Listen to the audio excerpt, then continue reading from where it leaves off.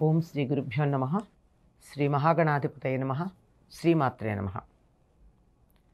కర్కటే పూర్వఫల్గుణ్యాం తులసీకాననోద్భవాం పాండ్యే విశ్వంభరాం గోదాం వందే శ్రీరంగనాయకీం.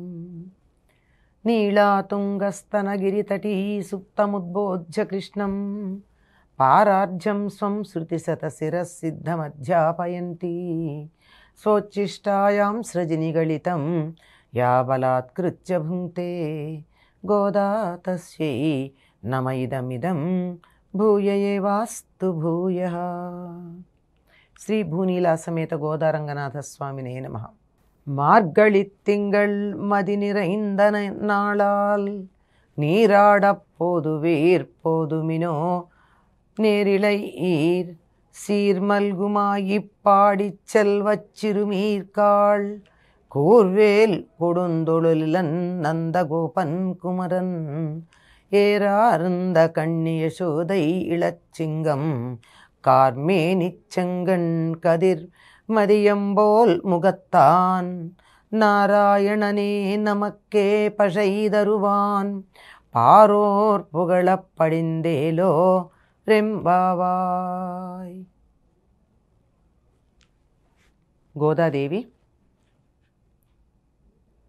శ్రీకృష్ణుడిపై మరులుగొని అతడు తనకు భర్తగా కావాలి అని శ్రీవ్రతం, స్నానవ్రతం, మార్గళి వ్రతం, కాత్యాయని వ్రతం అనే పేర్లు ఉన్నటువంటి స్నానవ్రతాన్ని మార్గశిర మాసంలో ప్రారంభం చేసింది. తండ్రి నుండి కాత్యాయని వ్రతాన్ని ఉపదేశంగా పొందినటువంటి గోదాదేవి తనని తాను గొల్లపడుచుగా, తన చెలులందరినీ గొల్లపడుచులుగా భావన చేసి తత్సంబంధమైన వేషధారణాధికాలు, భాష ఆ విధంగానే మలచుకుని ఎటువంటి కల్మషము లేనటువంటి అమాయకపు గొల్ల పిల్లలాగా కృష్ణుణ్ణి చేరుకోవడానికి ప్రయత్నం చేస్తూ చెలులందరినీ కూడా తనతో పాటుగా స్నానానికి రమ్మని నిద్రలేపుతూ ఉన్నది.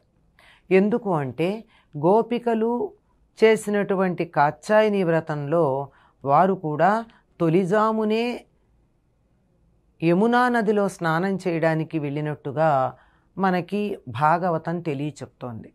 కనుక తాను కూడా ఆ విధంగా స్నానం చేయడానికి వెడుతూ అక్కడ కూడా గోపికలందరూ కలిసి చేశారు. విడిగా ఒక్క గోపిక వెళ్ళలేదు. కనుక తాను కూడా తన చెలులందరినీ కూడా రమ్మని చెప్తోంది. ఇది ఏమంటోంది? మార్గళి తింగళ్, ఇది మార్గశీర్షమాసంలో వెన్నెల నిండిన మంచి రోజు.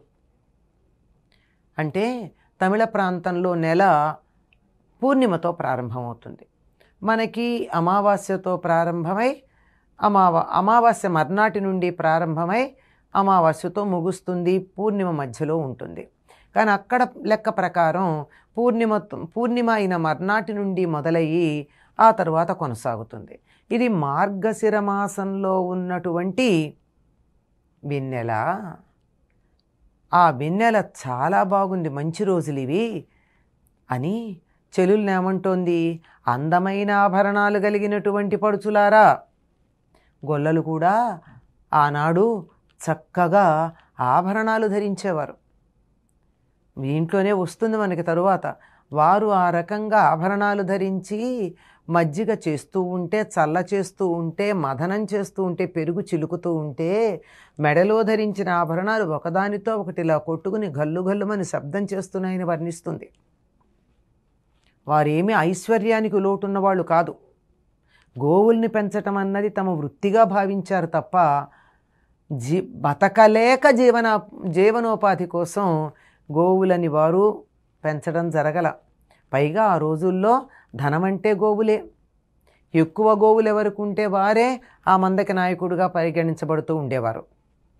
కనుక మంచి మంచి ఆభరణాలు ధరించినటువంటి అందమైన ఓ పడుచులారా, ఐశ్వర్యం నిండిన రేపల్లెలో సంపదలతో తొలతూగుతున్న బాలికల్లారా, అక్కడ ఎలా ఉంటుందో రేపల్లెలో అసలు సంపద అంటే అక్కడ చూడాలి.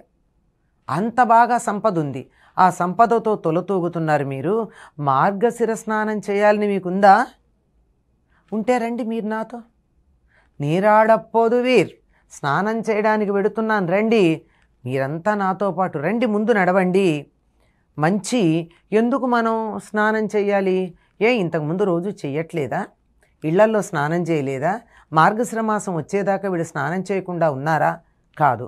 ఇప్పుడెందుకంటే ఈ స్నానానికి ప్రత్యేకత, మనం మామూలుగా ఇంట్లో నిత్యం మలాపకృష్ణ స్నానం చేస్తాం, ఒంటి మీద ఉన్న మట్టి పోవడానికి స్నానం చేస్తాం. కానీ అదే నదుల్లోనూ లేదా ప్రత్యేకమైనటువంటి సమయాల్లో పుష్కరాలు మొదలైనవి చేసేప్పుడు ఏం చెప్తాం? సంకల్పం చెప్పుకుని అఘమర్షణ స్నానం చేస్తాం.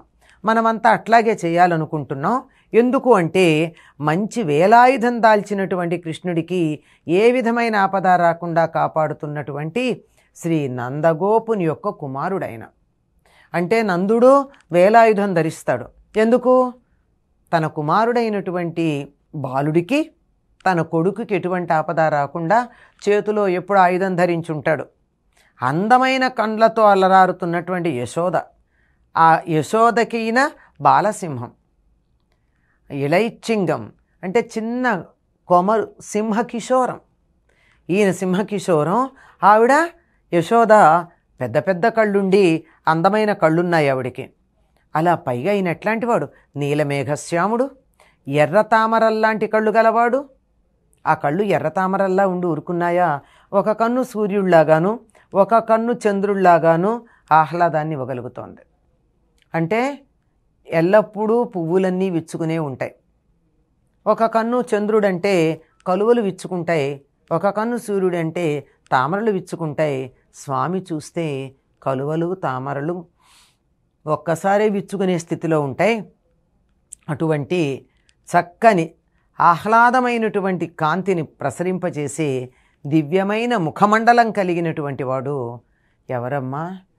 నందగోపుడు కాపాలే కుమారుడు, యశోద దగ్గర ఉండే బాల సింహకిశోరము ఎవరు అంటే ఇప్పుడు ఉన్నాడు కానీ వాస్తవానికి అతడు నారాయణుడు.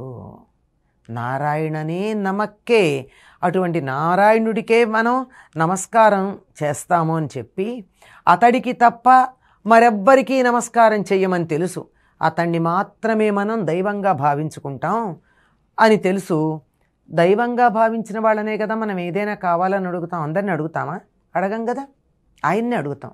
నన్ను తప్ప ఇంకొకళ్ళని అడగరు అని తెలిసినటువంటి వాడు, మనం ఒకటి కావాలనుకుంటున్నాం గనక అతన్ని అడుగుదాం, అతన్ని తప్ప ఎవరిని అడగం గనక అతడు మనకిస్తాడు. ఏం కావాలనుకుంటున్నాం? పర్ర అని బండిరాతో చెప్తామండి, అడపర్ర అంటారట తమిళంలో. ఆ వాయిద్యాన్ని ఇవ్వడానికి సిద్ధంగా ఉన్నాడు. మనం అడిగాం కావాలని, ఇస్తానులే అన్నాడు.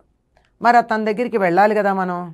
ఇవ్వడానికి సిద్ధంగా ఉన్న సాక్షాత్తు నారాయణుడై నందగోపుని చేత రక్షించబడుతూ యశోద దగ్గర బాలకిశోరంలాగా ఉన్నటువంటి వాణ్ణి మనం ఇస్తానన్నాడు గనక తెచ్చుకోవడానికి, ఆయన్ని దర్శించుకోవడానికి వెళ్ళాలి. మనం ఈ వ్రతం చేయడాన్ని చూస్తే లోకులంతా సంతోషిస్తారు. మీరందరూ వచ్చి వ్రతంలో పాల్గొనండి. ఎందుకు లోకులు సంతోషించాలి? మన సనాతన ధర్మంలో మనం ఏం చేసినా సర్వే జనా సుఖినో భవంతు అంటాం. ఈ పూజ చేసినా, ఈ వ్రతం చేసినా, ఈ సత్కార్యం చేసినా దీనివల్ల వచ్చేటటువంటి ఫలితం వల్ల లోకంలో ఉన్న వాళ్ళందరూ సుఖంగా ఉండాలని భావిస్తాం తప్ప నేను మాత్రమే బాగుండాలి, నా కుటుంబం మాత్రమే బాగుండాలి అనేటటువంటి పద్ధతి మన సంప్రదాయంలో లేనే లేదు. అంతా అయ్యాక సర్వే జనా సుఖినో భవంతు, సర్వే సంతు నిరామయాః, సర్వే భద్రాణి పశ్యంతు, మా కశ్చిత్ దుఃఖభాగ్ భవేత్ అని చెప్తాం. ఎవ్వరూ కూడా దుఃఖాన్ని పొందడానికి వీల్లేదు. అందరూ సుఖంగా ఉండాలి, అందరూ ఆనందంగా ఉండాలనుకోవడం అన్నది సనాతన ధర్మం. కనుక మనం చేసే ఈ వ్రతం ఉందే, ఈ వ్రతం వల్ల కూడా లోకాలన్నీ బాగుండాలి, లోకాలన్నీ సంతోషిస్తాయి. మేం చెయ్యలేని పని గోదా చెలికత్తెలతో కలిసి చేసి లోకానికి మేలు చేస్తోంది, సంతోషిద్దాం అని లోకాలన్నీ సంతోషిస్తాయి. మీరందరూ నాతో స్నానం చేయడానికి రండి అంది. ఎందుకంటే దైవాన్ని దర్శించుకోవడానికి చక్కగా స్నానం చేసి వెళ్ళాలి, కానీ ఉన్నవాళ్ళు ఉన్నట్టుగా వెళ్ళకూడదు కదా. స్నానం చేద్దాం రమ్మని చెప్తోంది. ఈ స్నానం ఎటువంటిది అంటే ఒక్కొక్క సందర్భంలో ఆ స్నానం యొక్క విశేషం మనకి తెలియజెప్తూ ఉంటారు. ఇది గోదాదేవి మొట్టమొదటి రోజున చెల్లులందరినీ నిద్ర లేపుతూ వ్రతం చేయడానికి రమ్మని పిలుపు ఇచ్చినటువంటి పాసురం. స్వచ్ఛిష్టమాలికాబంధగంధబంధురజిష్ణవే విష్ణుచిత్తతనూజాయై గోదాయై నిత్యమంగళం.